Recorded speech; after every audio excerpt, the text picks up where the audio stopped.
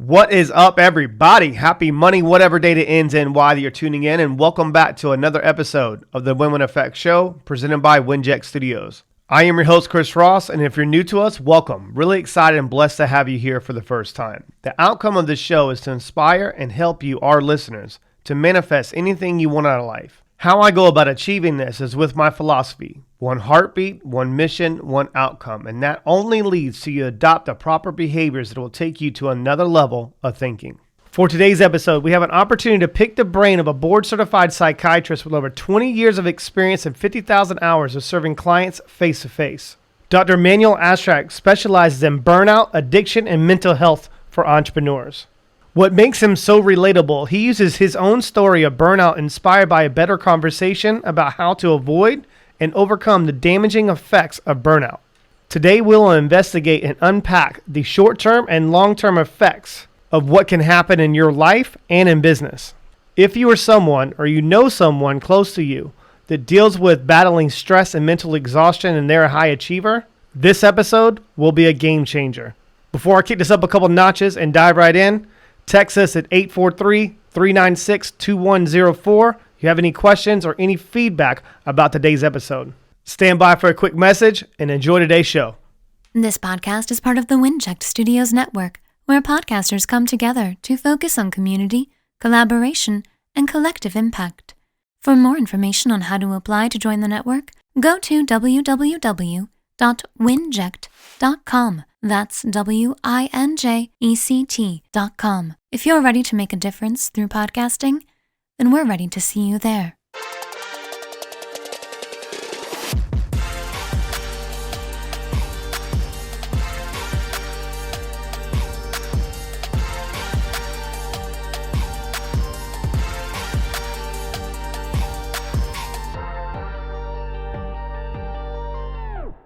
All right, what's up, everybody? As you can see, I have the Dr. Manuel Astruc on the line today. What is up, my man? You doing all right? I'm doing great. I'm so happy to be here. This is exciting.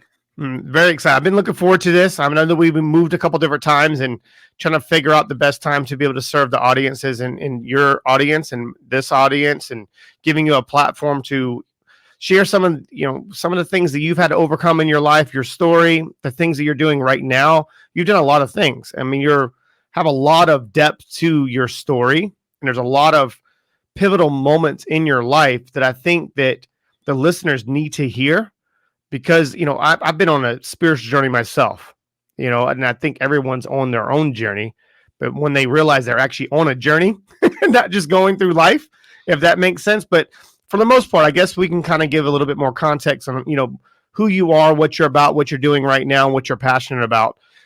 How would you kind of like to describe yourself to someone brand new? Like, well, what do I do for a living? Like, well, let me tell you why I do it. I mean, but how would you kind of describe that? So I'm a psychiatrist. I've been a psychiatrist for over 20 years. And about 12 years ago, I got completely burnt out. It was September 2008. And I hit a bottom with burnout. And I had hit lots of bottoms before. I've had problems with alcohol, and I've had problems with depression, but that one was hard. And what made it particularly hard was that the month before, my twin sister, Magdalena, had passed away from brain cancer. And she had handled her illness with just so much grace and love and good spirits and good humor. And it was just striking to me how miserable I was, and I was healthy, and I had a successful practice, and how she had handled a really, really hard time. That it inspired me. I was literally looking at a picture of her one Saturday afternoon as the sun was going down, and in the picture she's beaming. She's like literally glowing, smiling, right, while she was going through chemo. And I made a decision that I was going to enjoy the ride no matter what. And that has just led to this journey, right? For the last 12 years of trying different things and doing different things, and ultimately really finding that, I want to have a bigger impact in the world than I was having in my private practice, which I still do. My days don't look that much different, but now I do shows like this, right? Podcast. I have some messages to spread and some benefits that I want to share out there. And it's really just been a remarkable journey that I've really enjoyed. So I committed to enjoying the ride, and I have been. Right. And it shows in everything you do. And I know that we've had other conversations, just for the listeners. I mean, that's something we do share together. You know, you lost your sister, I lost mine as well. Different, obviously, situations. But when you mentioned something, just to touch on it, and not to go all the way in depth on this, just right from the jump street, because someone did that to me, like right off the jugular, like what, went right in. I was like, whoa, hey, like develop rapport, bro. Like relax. Like, yeah, I have talked about my sister, and that's a huge competitive advantage for myself. But you got to realize that that's a lot of pain, a lot of adversity I've had to overcome to get to where I'm at today. And what makes me impactful for the world is I had to align all these processes. But just to touch on something, you think it was an accident that the fact that the sun was coming down at that time and it was gleaming on that photo for you looking at that, and you to take in the feelings that you when you seen her face going through chemo? No, it wasn't an accident. And I was literally at the end of my rope. Yeah. I was feeling so many pressures, and one day looked like the next. There was a treadmill, and I didn't see things ever changing. I was just going to be working hard the rest of my life. And it was no accident that her picture was in front of me. It was no accident the light was the way that it was. And it was no accident that that picture was taken when it was taken, so that it could give me a kick in the head and a moment of inspiration, really, to allow me to do something that I didn't know I was capable of even dreaming this big. And that was a big moment for you. And there was a lot of moments in everyone else's life that your intuition, and you put yourself in a situation where you're trying to create a different life and a different narrative. You have different perspective, but you need to be present to be able to experience it. And that's where I see a lot of people right now. They're not present enough in that moment, because your past doesn't matter. Your future is you can create. But for only way for you to do that, you need to be present enough to be able to manifest that and make the right decisions and choices. You talk a lot about that in a lot of your content, a lot of things that I watched, and a lot of things from me preparing myself for this, because I don't like to just go on to a meet. Just even if I have a relationship with you or a relationship with any other guest, I don't want to take that lightly. I want to make sure that I'm going to really extract the information for listeners. That's what it's all about. You mentioned you get to go on shows and you're spreading your message, and that's really impactful, and people need to hear that, because there is a system behind it, framework behind it, but there's a lot of meaning behind it. Can you shine a light on like the meaningful side and why it's so important for you to discover that purpose in life, for you to be able to manifest the life of your dreams? Everybody hits bottoms. And one of the things that I like to do when I come onto shows like this, I take off my psychiatrist hat and I put on my coaching hat, because I can talk a lot more personally about hitting bottoms, not just from a patient's hit bottom, but I don't. It's like I have hit multiple bottoms. And the bottoms that we hit in life will take us to our knees, and people die. People suffer. People have really difficult experiences when they're hitting a bottom. And the message I want to spread is that, you're not alone. Like everybody has that happen. Even the people who are professionals helping everybody else. Number one, you are not alone. Number two, there is hope. And number three is change is possible. And if people can remember those three things, I've been, whatever else we talk about here, all the awesome stuff we can kind of go down various rabbit holes, those three things to remember for yourself, and also to be able to help someone support them. You don't have to be alone. There is hope, and change is possible when you hit those bottoms. That can be the little piece of hope and nudging that gets someone to the other side. Because what we ultimately need at those times, I think, are paradigm shifts, right? Yes, 100%. So something has to change inside us. And it's generally not because we're so smart. It's really the gift of desperation that like lifts us up. That's the times. The greatest things in your life that you can manifest are always going to come from the darkest moments and the times in your life, if you are going to take that as an opportunity.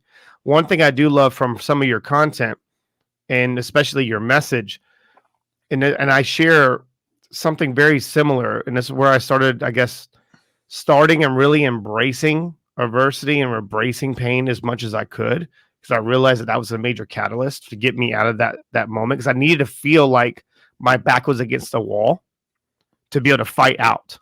Yeah. But for me, if I had a bunch of options, I'm not going to lean into it.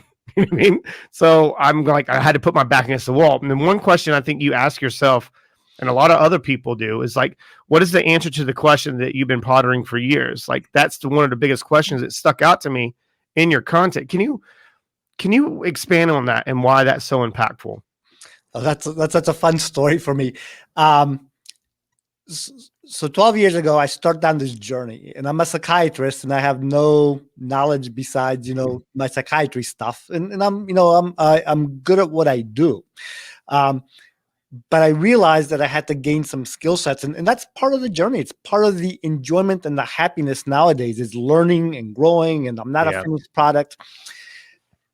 But I went to a marketing conference, and first kind of business conference that I'd gone to, and there's a table, and people are going down and explaining their business problems and how they want, help solving whatever challenges they have with their business. And I was sweating bullets. I had no idea what I was going to say. I'm a psychiatrist, and I'm at a business conference. So I explained a little bit about, my mission, and that, I want to reach more people, and I want to do something, and I'm not sure what it is, and so on and so forth. And someone from across the table says to me, what's the one thing that you could tell people to change their lives? And it was a great question, but I didn't even take a swing at it. I just completely waffled. That's too complicated a question. Like everybody's different, and there's no way one thing could help everybody. So I just waffled on it. But I thought about it for years, and over time, I've come up with a list, and I think about them, and I move things up and down. But the number one thing that I would tell people is that there is choice. Yes. Right? Love this. We have choice in terms of what we think, the attitude we show up with. We have choice in what we believe. We have choice in how we are showing up in our lives each and every day. And when we remember that, there's a quote from Viktor Frankl from Man's Search for Meaning, and it goes something along the lines like, everything can be taken from a man, but the one thing, the power to choose your attitude, no matter what the circumstances. Wow. And he said that while he was in a prisoner of war camp. So that is really the number one thing I would tell people if, I wanted to have an impact in their life. You have choice. And that choice, and just to kind of shine a light on that story, and I do know the story. And I've read somewhere, I think maybe it was Nelson Mandela or someone, I don't know who it was. And he's like, I might be in prison here within these walls, but my mind's not in prison. Right. That's a choice. Right. You're choosing to tell your own story, to change your perspective in life. But there's one other thing other than attitude you can make a decision on in choice every single day. And that's how much effort you put into yourself, into everything. Those are two things that require zero talent. You know what I mean? You can't buy at the store, but if you put in you put in the effort, and through that effort, and if you have a positive mindset and you're choosing to look at the brighter side of things and being grateful, then it's really difficult if you're in a grateful state, you can't be upset about something. It's almost impossible. I mean, would you agree with that? No, 100%. And I've got like 10 different thoughts running through my head. I did too when I went to ask the question. I was like, oh, I can keep going. I was like, but no, I'm gonna let him. I'm gonna tee him up. Okay. So with choice, one of the paradigm shifts that occurs when you're looking at your choice is that you're putting the focus on yourself. Yep. And you're taking the power away from the circumstances. Mm-hmm. Right. So that's always empowering. We're now acting from where we have influence instead of all those things that we don't have influence around. And then in terms of gratitude, absolutely, showing up with curiosity, openness, gratitude, there's so much that's within our grasp that we can tune into, like all the great traditions, all the wisdoms from the world talk about these things, and they're easy to kind of incorporate, but they're also easy not to. The idea of effort, the term I like to use just to make myself sound smart is, discretionary effort, right? Are you flexing your doctor? You know what I mean? MD or PhD there. That's my $10 word, right? So discretionary effort is that, we do have choice how much effort we put into things. And one of the interesting things that I'll often talk about is like the super, super high performance athletes in the world. Their coaching is often to keep them from blowing themselves up because they're going at their training so hard, right? The discretionary effort is like maxed out where they're always in danger of blowing up, and the coaching often there is really to like slow it down. So sometimes we need to push ourselves up, and then sometimes we also need to remember that that rest and recovery is also an important part of the overall body of work that we're trying to do.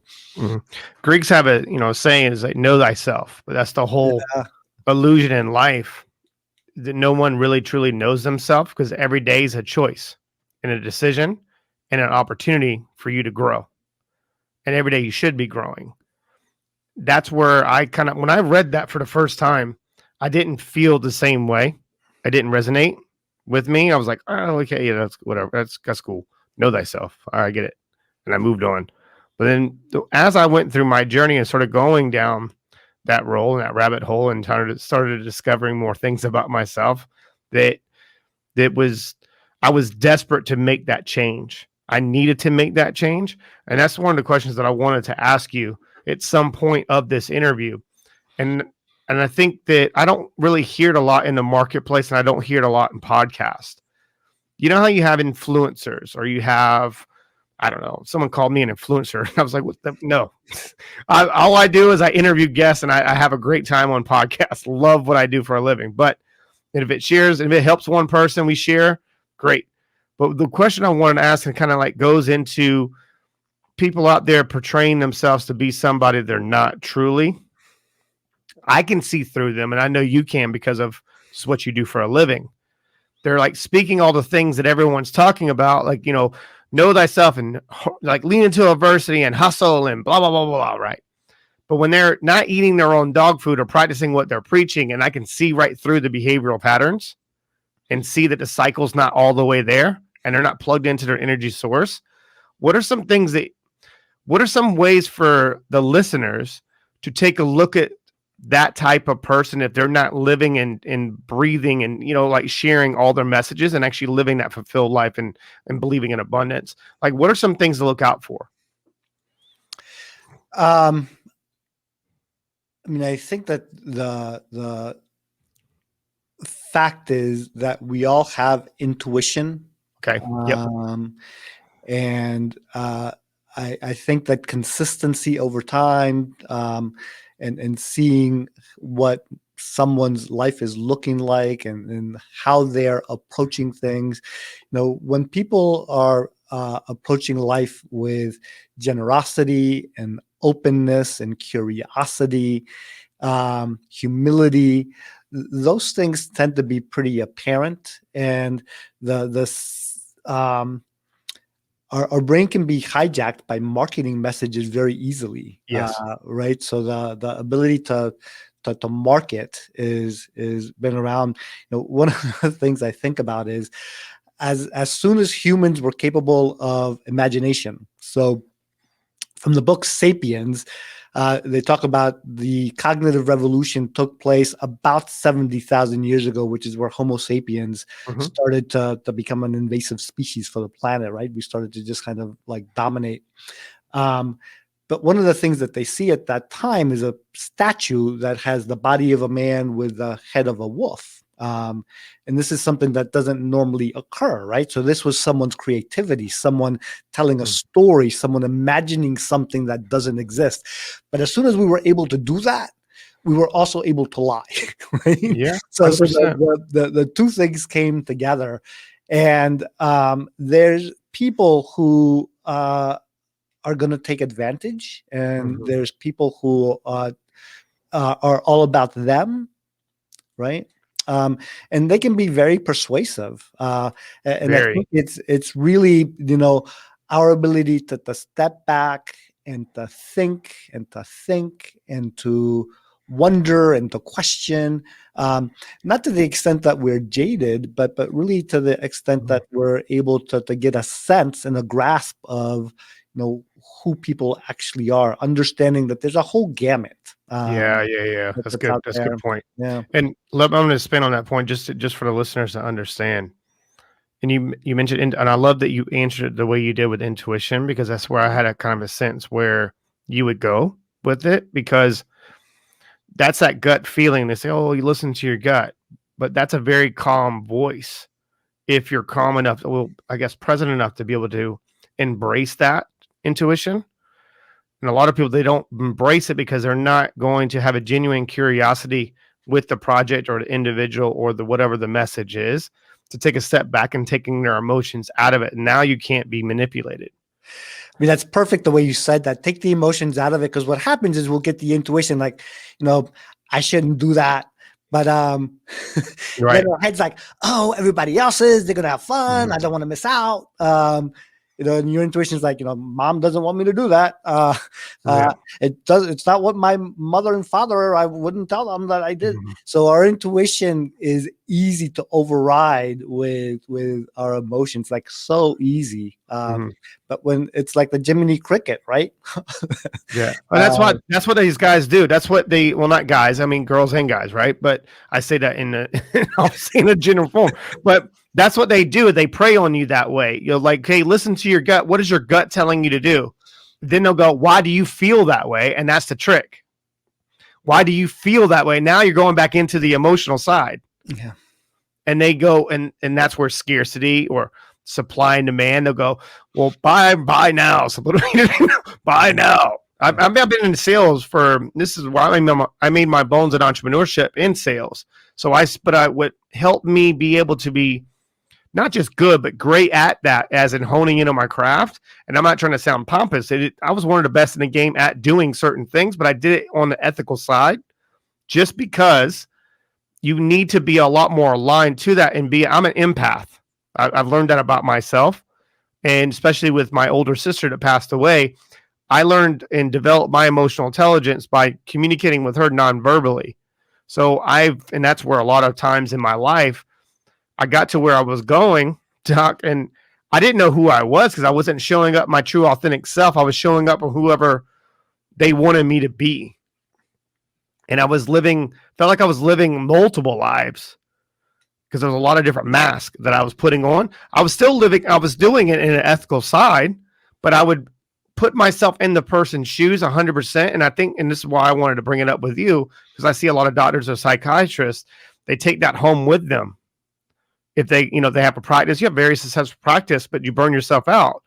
Did you burn yourself out because of you weren't 100% present, or knowing where to disconnect, or not really be, I guess, letting other people kind of like control your own emotions on how you felt throughout your day? I know I struggled with this myself. That's why I'm asking. But did that add up to and put fuel on the fire to lead you to burning out? So I think burnout comes, there's a couple of fundamental parts to burnout. Okay. One is that you feel like you don't have any control over outcomes. You lose that sense of effectiveness. You lose touch with purpose. You lose touch with autonomy. And for me, what had happened, there was a lot of work hours that were required to pay the bills. And I had been divorced, and I had 2 kids with my ex-wife. My wife then had 2 kids of herself, and we had 2 kids together, and there was just a lot of demands, and the grind of this is the work that's required, this is the amount of time that's required, was starting to become more and more what I obsessed and worried about, and then fretted about, and got upset and angry. What were some of those things? What were some of the things you were obsessing about? That there was no way out. I had to work 12 to 14-hour days to treadmill you're talking about. The bills, and that there was no end in sight. It was going to be 18, 20 years, whatever that was going to be. But the, so, and then the reality is that I was allowing myself to it was an excuse. But I didn't see that at the time, right? I wasn't capable of seeing that.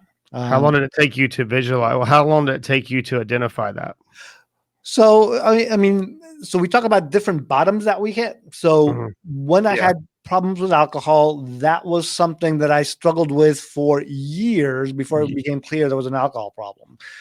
Depression, I struggled with that for years. I tried everything before I got treatment for depression. I ate more, green beans and tried everything I could do to like. Does that actually work? Did it actually work? No, it didn't work. I heard that too. Yeah. Okay. Like if I had more vegetables, maybe I'll feel better. Yeah. And the burnout was really years in the making. And the muscle that I was using was a muscle that I had developed when I was growing up, which was work hard. So the solution to all my problems was I can just work hard. And that's how I did well when I was working at McDonald's. It's how I did well in med school and residency and as a psychiatrist. But that's a go-to move that will blow you up at some point, right? Right. 100%. I suffer from this as well. I mean, especially you coming, I think you moved to America when you were 5, I believe. Yeah, just going off my memory. And you're from Spain, running with the Bulls up that area, right? And you came over here, and your dad was a MD and PhD, wasn't he? Correct. As well? Exactly. Okay, so I'm just going off my top. I don't have that written down anywhere. I'm just going off the top of my head. But I know that when you came over here, you see that. You can identify that with people coming to this country and maybe not coming from another one and not understanding English, and that's a second language. And they have to actually outwork people to get noticed. I was studying this also on this, that if they're immigrants and are coming to another country for 3 generations, they're going to outwork everybody else. But then they start adapting and start mirroring their nature, mirroring their environment and atmosphere. And they'll start mirroring some of those, the Western part of the world or whatever it is. And then they'll start taking for granted all the hardship that their ancestors had to overcome. When you're looking at it that way, I mean, it's difficult. And I know that this is more of a longer framing of a question. I'm just trying to lead and trying to sprinkle this in for the listeners to really take it in and hone in on this. Hard work it does beat talent when talent doesn't work hard. It's one of my favorite quotes. But if you don't know what you're doing and it's actually not helping you and it's not serving you and you're not taking inventory, you're just going to keep going on that cycle. And like, I'm working hard, man. Like, why am I not moving? I'm moving in one direction, and that's direction to you and self-sabotage. You're recreating your own trauma. And that's where, for me, when I did burnout at one point, and so I know the symptoms, that's why it's imperative for me to take inventory every single day and measure and reassess on what I truly want for my life and what do I want to create. And you don't want to recreate it. Do you see that with people, do you identify that more? And that's probably what makes you really impactful, to identifying those patterns of behavior, and for them to identify there's a choice and a decision that led you here, and hold them accountable. Is that part of the framework on how you go about serving? Exactly. The things that I've learned over the last 12 years, I have worked to kind of package and explain and talk about it in ways that we can like simplify and get the point out as to various models to think about to stop burnout and to help yourself to feel better in many arenas. Okay. So the model that I use, that I've been working on figuring out if this works. So number one, so 4 pillars. And these are my pillars for happiness and for fulfillment in life. Write this down, ladies and gentlemen. Write this down. So pillar number 1 is, you gotta remember that we're never finished products. So part of my burnout was like, this is all there is. But if I start to think, I'm not a finished product, there's always room to continue to learn and to grow. And there's a lot we can unpack with that, but that's a good pillar to start, right? We're not finished products. We can always continue to learn and to grow. Number 2 is connection. Like, there is so much evidence out there that one of the predictors of our emotional and physical health as we age and as we look at people who've gotten older is their level of relationships. So doubling down, like right now, Chris, like just talking to you, developing this relationship with you is something that brings me pleasure and joy and helps my day go. And no matter what happens the rest of the day, like no one can take this away. Connection is so important. Finding a tribe, finding like-minded people, associating yourself with the people that you aspire to be like and want to hang, those are incredibly important parts. So connection. Then is blazing your own trail. Love it. Love that. Love it. Yeah. So we stop living life, kind of on a default cycle, and we start to really think in terms of what are my unique abilities and my unique gifts and the unique things that I want in my life. It's so interesting. I think about this, and I've been thinking about it, for 20 years as I've been seeing people who are depressed and anxious. And, the contrast is we live in a world of abundance. Right? Like, how easy is it for us to get our needs met, relative to what it was like 500 years ago, 1,000 years ago, 70,000 years ago. And when our needs get met and, we get our job and we have a house and a car and, the food, like what happens there? Like, right. Got to be thinking in terms of, learning, growing, and blazing a trail. And everybody can be different with that, but you can figure out for yourself that rich life for yourself, rich psychologically, rich internal life, to blaze that trail for yourself. And then the last one was Magdalena's gift to me, which was, commit to enjoying the ride no matter what. I like that. Is that where that painting comes from behind you? Oh, that's so funny. It's a painting of a boat on a stormy sea with some light. Here's the story behind that. Oh, hey, look, squirrel. I just put 2 and 2 together finally on that. It is. That painting is called Perseverance, and it's by Thomas Kinkade. Thomas Kinkade actually committed suicide, right? He was the painter of light, and he's famous for paintings of cottages in the woods with like interesting light showering through. But when I opened my private practice, I was looking for a painting of a boat on the water because I like boats. I like water. I just like the pictures of them. I'm not sure that I've been on that many boats in the water. But it's just a calming place for me. And I looked and I finally, my sister, I was visiting down in Richmond, Virginia, and she's like, there's this nice new mall that's opened up. It's kind of upscale. They've got this art gallery in there. Why don't we go take a look and see if you see a painting that you like? Mm. And I saw it and I said, this is the one. And the thing I like about that painting, it's got the storm, right? So we all have storms. It's got the light. There is hope. And if you really look in that boat, there's someone who's driving the boat, and then there's a light inside the cabin. And I always imagine, that I'm inside the cabin and there's someone else who's driving the boat towards safety. The kind of the spiritual aspect of the journey that, I don't have to be in charge of everything. I can trust the process. And right. You can look at it, not to cut you off, or you can look at it where that light is your intuition. Yeah. And you're driving the boat. Either way you look at it. A lot of that's what's fun about paintings, right? Like, I know you can take it. You're like, what is this paint? I actually went to one of those things one time, and they were like, "What does this painting mean to you?" I'm like, I don't know. Like, it's black and it's white and it's green.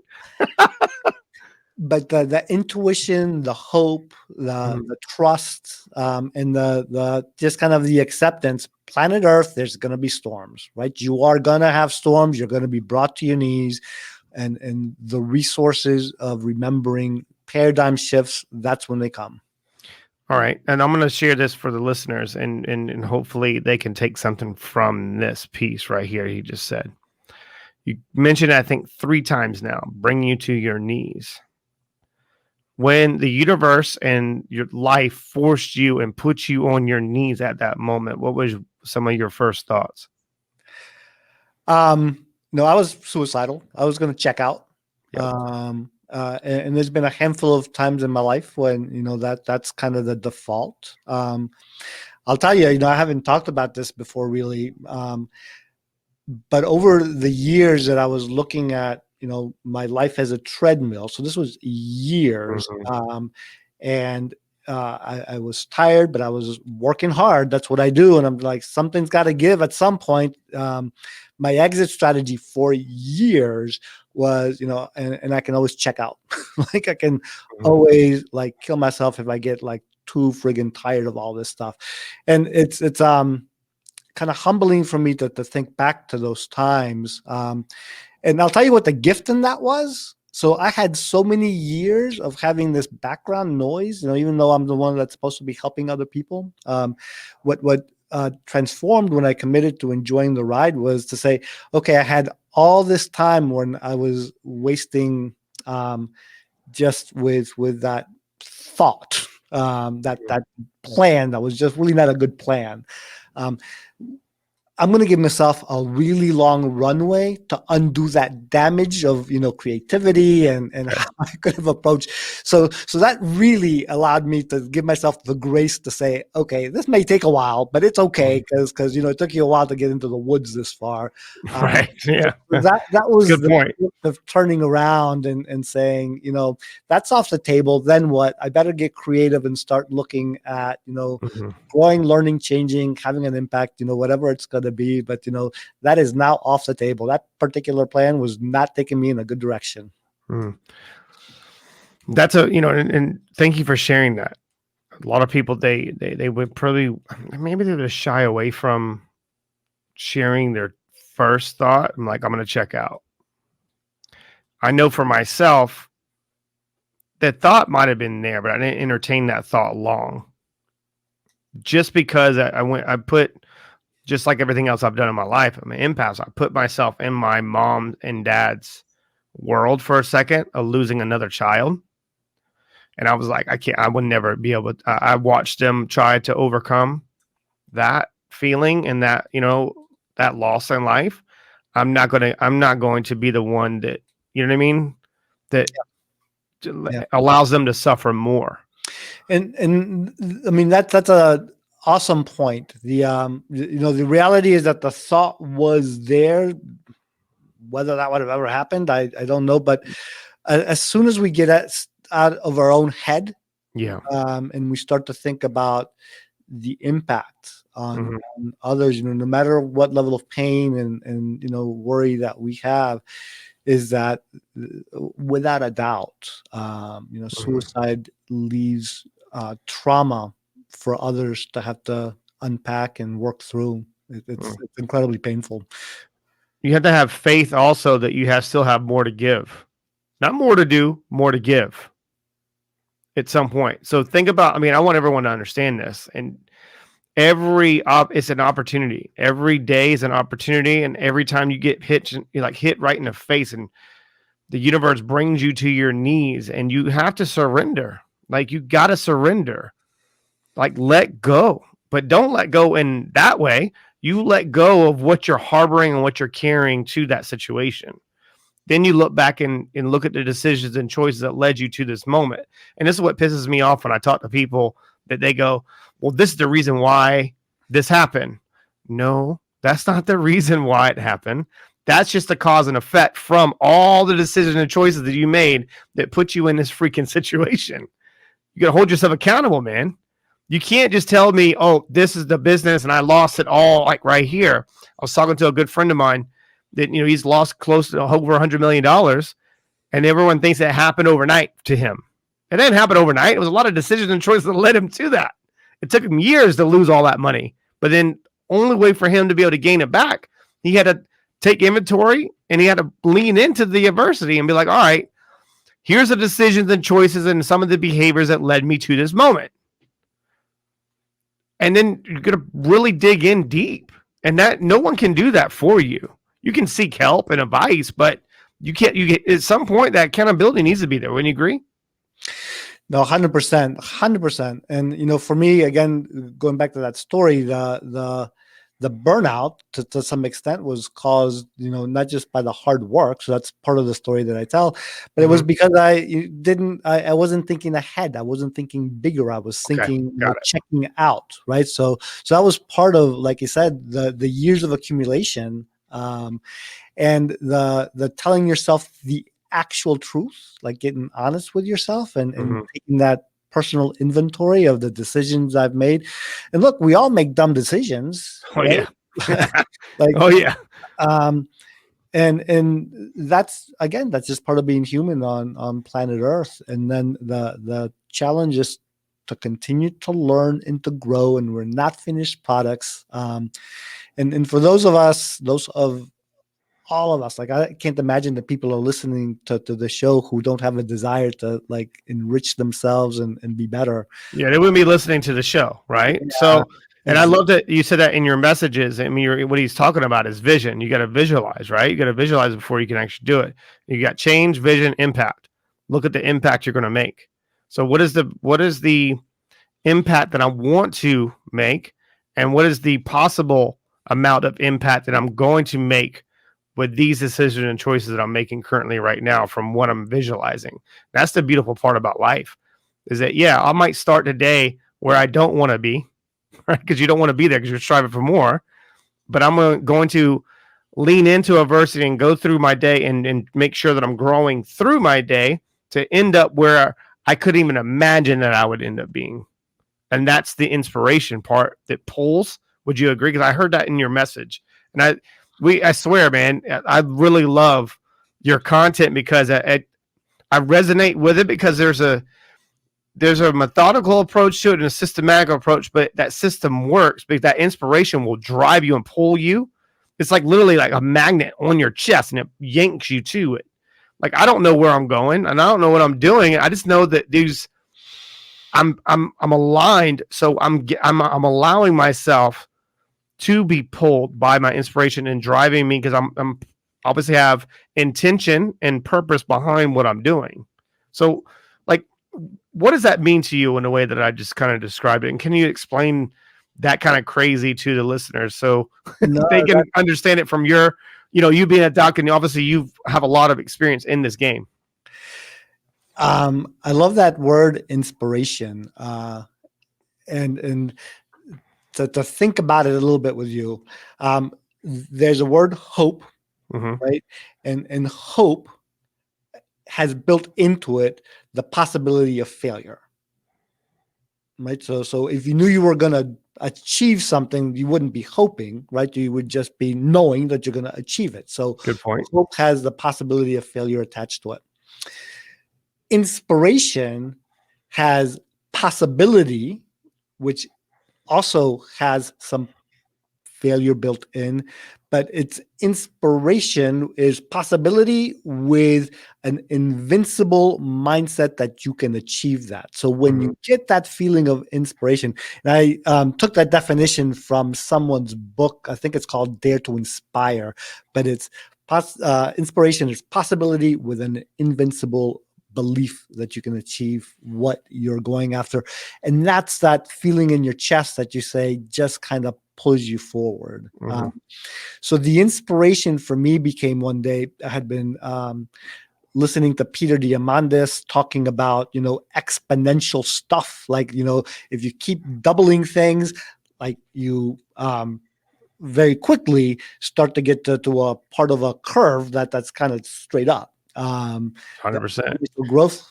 And I was thinking, if I touch two people's lives and they touch two people's lives and they touch two people's lives, that's collective impact. A lot of people out there that get to, so what would be the message that I would want to, start to spread out there? And it's one of the leadership messages for me is, help more people to help more people. Let's just kind of spread that word. Help more people to help more people. And if we touch those lives, that's how we change the world. And that's my inspiration now. It's like, I think we can change the world if we help people to focus on themselves, help more people to help more people. And then the simple message of you're not alone, there's hope, and change is possible, right? It is possible. Anything's possible if you can visualize anything. Go back inside.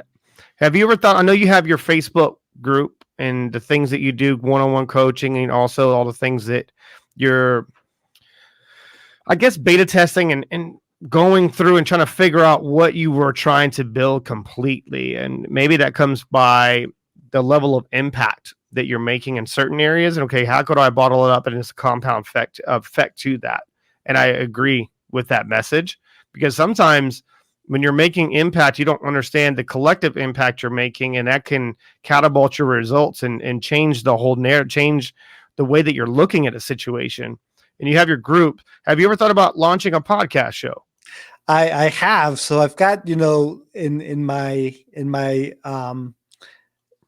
pipeline, things like podcasts and books and stuff like that.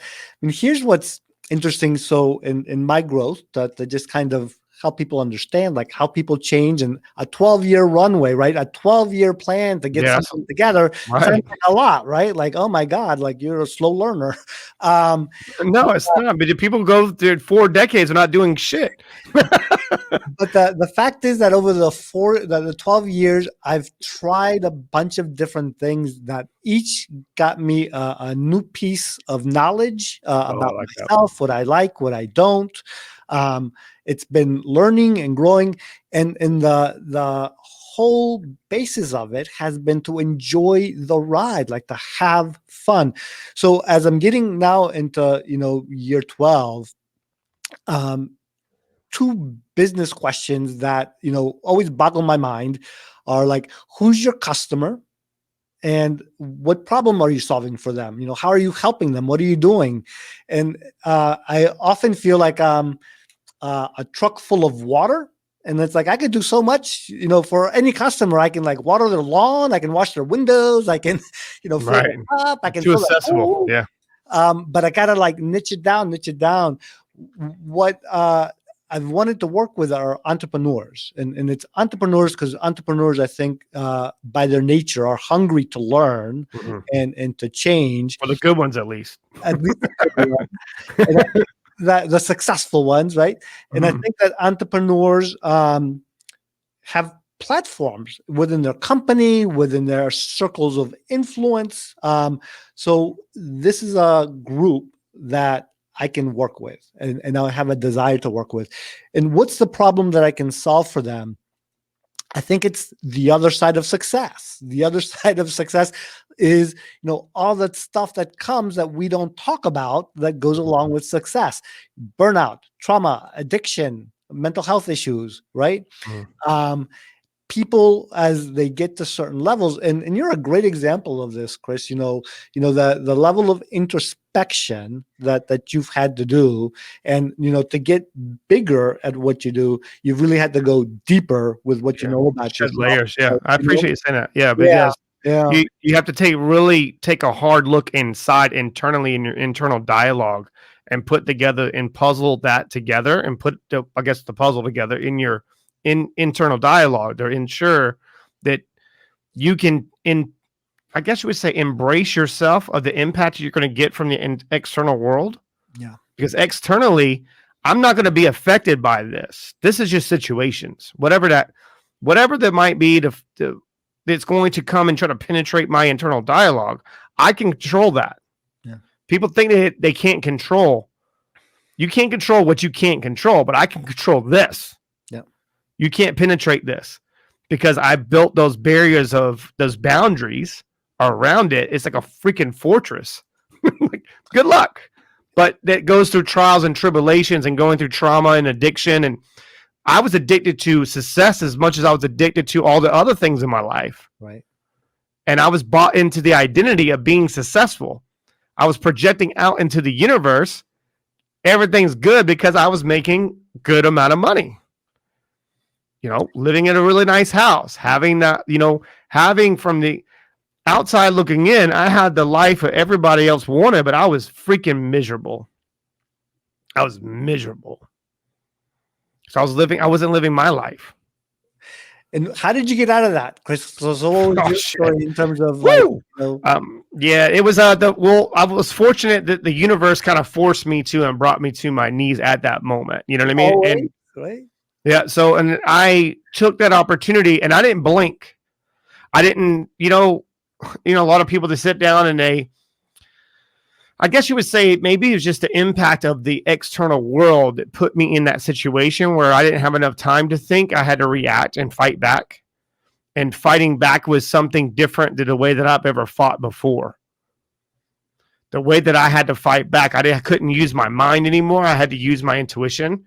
And I was not aligned enough to really listen to that calm and pure voice until I started to calm down, right?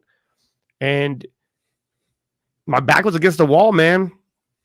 And I looked at my life and was like, okay, first things first. What are the decisions and choices that led me to this moment? This isn't the person or whoever, right? Whatever the situation is, they didn't put me here. I put me here. Yes, there's 2 sides and 3 sides to every story, and they might have actions and inactions that put me here, the cause and effect from it. But did I recreate my own trauma?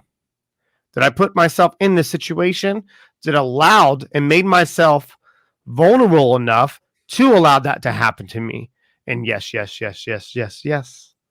So I stopped searching for, I guess you would say, the no's in life. I started looking for all the yeses of all the things that I was doing wrong. I was like, shit. All right, well, I can't. Obviously, luckily for myself at the time, I was already 4 years sober, and I didn't have that as a crutch anymore in my life, or you could easily spiral out of control. But I knew that I had a lot of people counting on me, and one person particularly that was an infant that was counting on me because I refused to allow that situation and current events to dictate my life and the opinion of the daughter that I was an infant. Her opinion of me was the most important thing. I'm not going to sit there and say, and something happened to me. And just I imagined a thought in my mind of her being 40 years old. And I don't get emotional, 40 years old and saying something negative about her father. I was like, that's not going to happen. And I jumped right up. So I was like, I went from why me to try me now. Not try me, everybody, or the situation. I'm talking about me. I was like, I'm not going to allow this to happen. I'm going to do everything in my own frame of my own will, my own needs. I was playing infinite game, but I was like, okay, I'm only playing a finite game with myself. I I had to dig so deep, Doc, that I started to realize that, like, shit, none of this stuff that I value is serving my life at all. And I was like, well, this doesn't mean anything, like, why am I doing this? Why am I doing that? Why am I doing?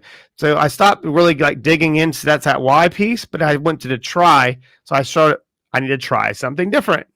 Right. So once I was able to see some type of movement and some type of improvement in those changes, then it gave me more motivation. It gave me, like, I was inspired. I was getting pulled. I was like, okay, this makes more sense. Then I started shedding layers, man. And those layers that I was shedding was baggage that I was carrying to try to get to another level. I was like, whoa, shit. I was on to something. I was like, all right. Well, because there's that book, because I think it's talking about burn. It's like, what got you here won't get you there. Well, I was carrying all this shit with me, thinking it was going to get me to where I needed to go. But where I needed to go is not making money anymore, because I've already, that's the easy part. If you're paying attention, then I was carrying all this baggage with me. And it wasn't my baggage to carry, man. It wasn't even mine. So I was like, well, all right, well, what do I do now? So now, obviously putting in the work, and you're looking at now over a year later, I'm meeting people like you. I'm meeting, and the only people that I'm attracted to and I'm getting pulled towards in the universe are people that are in that way of thinking. I don't attract, I'm telling you, I don't attract though, like, negative thinkers. They don't they see the frequency and they know that energy, and they don't want to mess with the energy because they know they can't withstand the impact that they're going to have to embrace it, because I'm going to polarize right through it. I mean, how much are you conscious of that when you have people come into your office, or you in your, I don't know, you're in your surroundings? Are you conscious of the energy that people put out? And you know that that's the person of influence, or the person that you need to communicate with? I can feel it from people without them even saying anything, just maybe by the way they walk into the room. Is it something the way that you look at and identify as well? To some extent. I mean, you start to form the relationship the second that you lay eyes on them, and they lay eyes on you, and you're, gathering data. In my line of work, I work hard to not form an initial impression that I hold on to tightly, because I don't know what's underneath. I don't know what's showing up. Like, I didn't know that was going to escalate that quickly. You don't get shot. Okay, get it. Go ahead, Span. And approaching things in a way that I can be most helpful when I'm at my best. I'll tell you the story. When I was a resident in psychiatry, we would take call, and it wasn't unusual that we would, work an entire day. Then you would go on call, and you would have calls all night long to go to the emergency room to evaluate someone who had a psychotic break, or was manic, or was intoxicated, or was suicidal, or had tried to commit suicide. So all night long, we would be getting those calls. We would be getting calls to the mental health unit. A patient couldn't sleep, had spiked a fever, was getting agitated. We'd get calls to the whole hospital for patients who were having psychiatric issues, and we were the person on call. So in the middle of the night, the scenario in the emergency room would be that it was a super busy emergency room. It was right on 95 in Richmond. So it was a major trauma center. So they were getting, people from terrible car accidents and bad medical emergencies. The ER would just be like hopping all the time. And the people who were working there would get mad at patients who had intentionally tried to kill themselves, right? So there's all these tragedies they're dealing with, and someone shows up, they're busy, and they're trying to save the life of someone who just intentionally tried to kill themselves. So those patients were hard for them to cope with. I would be called in to see them, and often it makes more sense. Why do you think that's a stigma on that? Is it like they have a choice and they try to end themselves, and they're like, oh, I don't really want to help that patient? So, I mean, I think it's just human nature, right? So you're taking care of a family that was in a terrible car accident, and you have to call their mom to say, everyone's in the ER. But then I'd go to see the patient, and the patient would be angry and combative and spitting at you and just not cooperating with the evaluation. And you're tired, and this is like the 5th patient like this you've dealt with. It's easy to like meet them where they're at. Stop giving me a hard time. If you want to get out of here, you have to talk to me. What I found to be most helpful was to like take a step back and ask, who are you? Like, tell me about your childhood. Where'd you grow up? Who raised you up? What was growing up like for you? And if I could engage with an understanding of who they were as a person, and it would help me to like deal with whatever was happening up front, the behavior, so much easier, and then to form a relationship. Right. But you can't communicate that someone's ego. Yeah. You can't. So you have to connect, and that's where you're talking about. Go ahead and expand. So I always leave room for deeper understandings and deeper knowledge of someone over time, and whatever is showing up, the armor that someone is showing, the mask that they're showing, whatever it is. And sometimes people are very happy to unmask. And sometimes people keep that mask and they just want me to deal with one part of their life and one part of their problem. Yeah, you can't do that. I'm like, your whole vehicle is shot, and you want me to you want me to change your tires? Hey, and I can't force someone to want to fix the vehicle. Right. That's good. And that's a lot of people, they don't understand. They try to force people to do something they don't want to do. So it's really, at their discernment. I can point out, hey, you know what, there may be some, deeper things you want to take a look at, and people are ready or they're not. I can help with one piece, if there's anxiety or depression.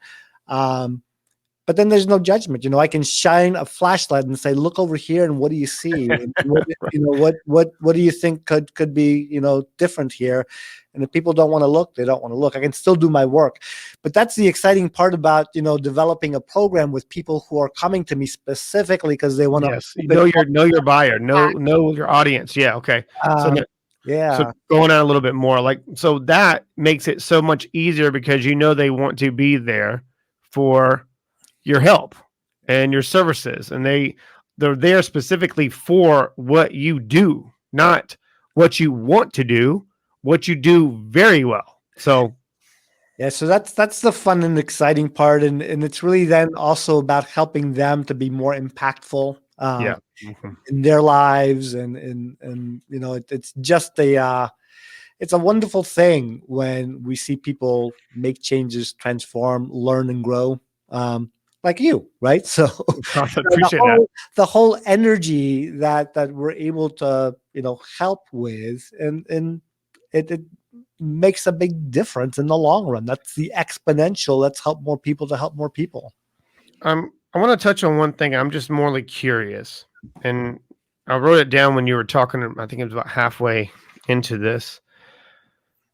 What is your take on, say, for instance, you have two parties, okay? And two parties potentially came into the world and they met each other where they were at that time. And potentially those energies, intuition, or whatever it might be, whatever you believe in the world, they brought to each other at a moment at a time. They had a good time until that moment, or until a little bit later on in life. And then they grew apart and they separated, or whatever that might have been. So say, for instance, you have your opinion, because I know what I believe in and what I know about science, that there's three conversations. You got an egotistical conversation going on, the emotional conversation that's going on. Then you have I kind of lost my point of view conversation going on. So a lot of times when I'm seeing in not putting myself, I'm talking about somebody, just two other parties. I'm just trying to make an example. They're stuck on that point of view. And from their point of view, they come up with their own, I guess, story in their mind of what happened from their own perception.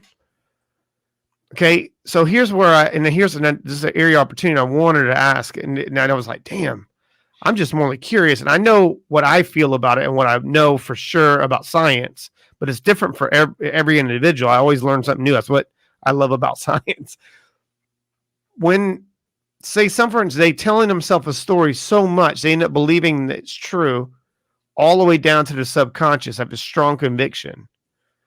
What is, when you're, obviously what you do for a living, if they believe a story in their narrative to be so freaking vividly true, but it never even happened, what is the best way for you to handle that type of situation with a party? That's so interesting. So let's look at a continuum. Okay.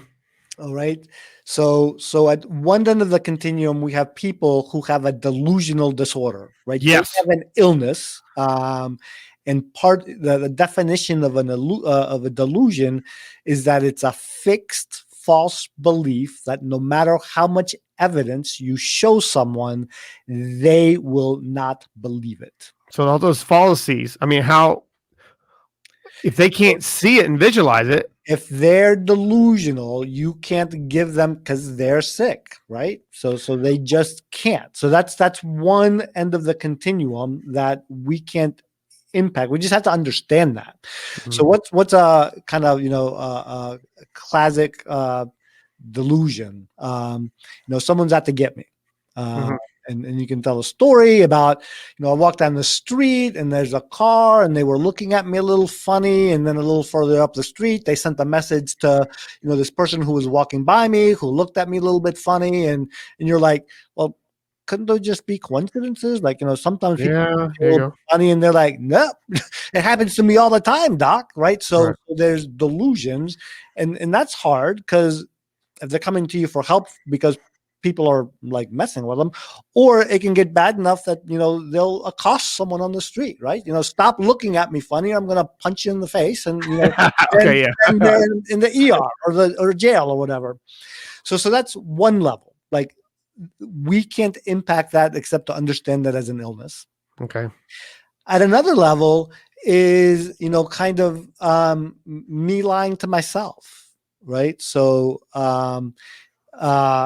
a story where I can tell myself a story is, I go home and I drink to unwind, and it's not causing anybody a problem, and it helps me to unwind so I can go back to work tomorrow. And then my wife says, like, we don't get to talk to you. You're not interested in what's going on with anybody else. And I'm like, why are you getting on my case? Like, just unwinding. So I'm having 15 martinis. It's all good. I'm a lot more fun when, I'm drinking. So that's a story where, I'm lying to myself. Yes. Right? Okay. All right. And then in the middle is, the messy part of being humans, where we will oftentimes be inflexible in our ability to see other people's points of views. And my story is true for me, but I'm only seeing part of the story for me. And someone else's story that I'm engaged with is true for them, but they're only seeing. So we're kind of missing each other. We're starting from different sets of assumptions, and the challenge of being able to say, we've talked about this. I've been open. You've been giving me feedback, and I hear your feedback, and I see from your point of view how it is, but I still believe what I think. To have that mental flexibility where we can actually be in a position to hold multiple points of view and be willing to give ours up is really hard. Okay, so morally, in your opinion, it's the lack of mental flexibility that is, I guess you would say, affecting them to really look at another way of like looking at life, or another perspective, another point of view. Yeah, it's one of the cognitive biases that we tend to have. We all have them, right? So okay, all right. So I have them every day. And how do I try to avoid it? And to whatever level I'm able to do that is to try to be more mentally flexible, question my assumptions. What am I missing? Am I holding on to a belief? I'm right, you're wrong, too strongly. Okay. And that's another form of leading people down the path of burning out. Would you agree? Tell me about that. What do you mean? So say, for instance, if someone's in that traumatic experience or someone's stuck in their own story or going through whatever, they're a little bit more, I guess you'd say, vulnerable to burn themselves out because they're focusing on the wrong things. And all they're doing is just trying to work it out in their own mind, and they're working it out in their own situation. Yeah. And they burn out in that situation. I mean, it doesn't mean just work, right? But burn out. Right. You can burn out in the other part of your life. And that's where I think a lot of people don't understand. Yep. So the pieces that you're putting together there are focusing on something that you don't have any control over. Yes. Right? Like what someone else thinks. Like we have zero control over I say, I appreciate your judgment and I move on. Yeah, go ahead. Obsessing, trying to figure out how to have control of something that you can't control. Like no autonomy there, no focus on myself. Yeah. And then that feeling of powerlessness and depletion, as you know, you're basically hitting your head against the wall, right? Hoping that wall's going to break, and not having the flexibility to say, you know, if I just say that one extra thing, if I just give you one more piece of evidence, I know I can get you to see things my way. Right? Have you ever seen, and I pulled myself and removed myself from a lot of situations, but I actually seen this happen.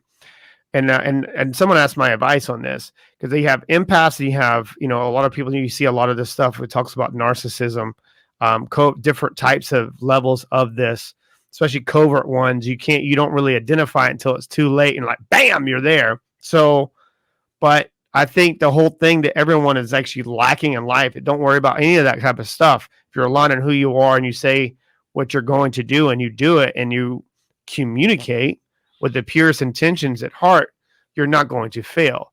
Would you say that that's true?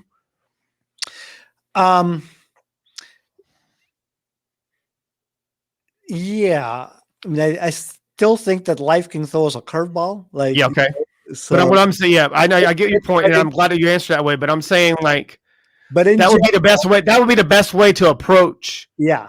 That, I guess, the only way to really do it. And yeah, if it does throw you a curveball, it does throw you a curveball, but you're in a better position if you're in that frame of thinking. If your frame of thinking is focusing on yourself, your area that you're empowered to make impact, and then you've got the consistent effort in that direction, you know, you're likely going to be successful. So the story I tell, I live in New York, and I say, you know, back in the day before we had cars, like if you took a journey to California, you just said, I'm going to head west. Every day I'm going to head west. You know, it's impossible not to hit that goal, barring, you know, death or something like that, right? So as long as you keep heading west and your intention is, but what happens is that people start to head west, and then they like, well, you know, I like that thing that's going on south from me. Let me head south for a little bit. And it's like, you know what? I don't like south. I'm going to go north. So we lose our direction. Or we just talk about heading west, and like, yeah, one of these days I'm going to head west. You know, it's probably going to be tomorrow, and we don't do anything about it. We never take that first step in the direction that we say we're going to do. We just dream and talk and don't take action. So we need. I know I'm laughing. I know I'm laughing, but I don't want to cut you off. But go ahead. You said something, and I thought of a memory, and I started busting out. I'm sorry, but go ahead. Remind me to share. Okay. No, we need the vision and we need the action. Just be in the direction, right? Oh shit! So tell me. I'm so sorry. That was so. I don't. That doesn't happen often, but I couldn't stop myself from laughing. That's great. Tell me. I actually had an experience in life. Someone was like, wow, this is going to be an amazing sunset, from this view. And I was like, well, and I, I'm probably military, so I kind of know when the sun comes up and when the sun goes down. Like, well, you keep looking over there, waiting for the sun to come down. It's never going to happen. You know what I mean? It'll come up over there, but it's not going to happen. Yeah. That let alone, I didn't know how to really say what I said, but I was kind of like, I guess it was the only way, I guess, that you can look at that with life, and people looking at life completely wrong. And then they go, oh, that doesn't make that makes more sense. Right. then you go back and look at all the decisions and choices that you made up until that moment, and you're like, and that's probably in keeping data simple. I think that's something that you mention a lot. Yeah, yeah. Keep it simple. What do I do? What do I need to do more of? What do I need to do less of? What do I need to start doing? What do I need to stop doing? Mm-hmm. Wow, this has been a really impactful conversation, and our last conversation was fun, and I reflected back on that a few times. And a couple of days after we had a conversation, and I knew that this would be an amazing opportunity for us to capture some moments and capture some, data, capture some, content, but not just that, just the message behind what you're saying, because I think that what makes you so approachable and so impactful is that you have overcome all this adversity, especially with your sister. I don't know. I'm not going to even try to attempt on an understanding why I meet the people that I need to meet. But if I don't, then I know I'm doing something wrong. Do you know what I mean? Like, yeah. if I don't have like when we had a conversation, like sometimes when I get connected with someone, I only interview people that I'm connected through referrals. I don't do interviews by, hey, I want to go on your show. Like, no, I don't know you yet. So, I mean, put in the work, we'll be attracted, and then someone will connect me to you. That's how I look at it, because this podcast and what we do here, I owe it to my listeners to bring on the right people they need to hear. I don't care if it's a girl, guy, freaking monkey. I don't care. If it's got a way to relate to them and bring them something that could potentially change their life or help them and serve them in any capacity, then that's what the whole show is about. It's the win-win effect. And I really think you need your own show, Doc. You need your show. You need a show. No, that's you got a beautiful message. Great. Beautiful message. Anything you would like to add that we haven't unpacked up until this point? Now, this has been just a delight and a pleasure for me, Chris, interacting, talking, getting to know you better in this way. And I just appreciate you giving me the opportunity to, kind of spread a message that's important to me. So thank you so much. It's my pleasure. It's literally my pleasure. And I'll be doing the marketplace, and I would do the listeners a disservice if I didn't have you come on and share some of your insights and the ways that you're doing, beautiful things. And I love the message behind it and the intention behind it. And that's what makes it so genuine and pure to me. It's like a beacon light, man. Like when people are aligned, there's nothing more powerful and nothing more beautiful to watch when someone's soul's on fire. I like that image. It's beautiful. Like, it's like you giving off an aura of you. It's like, whoop, and like I don't know if it's David Chappelle. David Chappelle is like talking about Rick James walking. It's like he had an orange aura. And I think I heard Allen Iverson talk about that with Michael Jordan of his acceptance speech in the Hall of Fame. He's like, Michael Jordan had an aura around him. And sometimes you can truly see energy. Yeah. If you're patient, well, if not to say patient, but if you're present enough to be able to take it in and understand and embracing that energy. But if you can't embrace it and sustain that energy, then it's just going to go right through you, and you're going to shy away from it at some point. So that's a story arc that is one for everybody to think about. It's like, years ago, trauma, addiction, depression, burnout. I was running around like a man with his hair on fire. And now my soul's on fire. Right. So what that's a good, that's a painting for you right there. We get someone to paint that. I think could happen. I'm like, I don't have any hair anymore. Like, my soul's on fire though. Soul's on fire. That's right. That's right. That's right, man. But I appreciate you coming on. That really does mean a lot to me. I look forward to, maybe we'll do a live together, a Q&A, or let's get together more and let's do some things, man. Anything that I can do for you, just please let me know. But I know it's kind of, you hear a lot of people say that, but it's true. Like anything, like I'm an open book. Anything that anybody, maybe past guest that you have seen me interview or people you've seen me interact with, and you would like, and you think your message aligns with their message and what you want to obviously put out, just let me know and I'll be happy. Sounds great. Okay. But Doc, any last words? That's it. Good conversation. Always. All right, guys, y'all be well. Be safe, be you, take care, just go win. That's what it's all about. Winning is your own way of you taking inventory in your life and what's serving you, what's not serving you. Winning is not one of those things that just, I won my day, or I'm winning my year, I'm winning my life. There's no medals at the end of this shit, okay? It's about how you feel and what you're doing and what you're putting out and serving others. And you talked about that abundant life, and I love that, man, because it's a beautiful message. But guys, y'all take care. Be well, be you, be great. Peace out.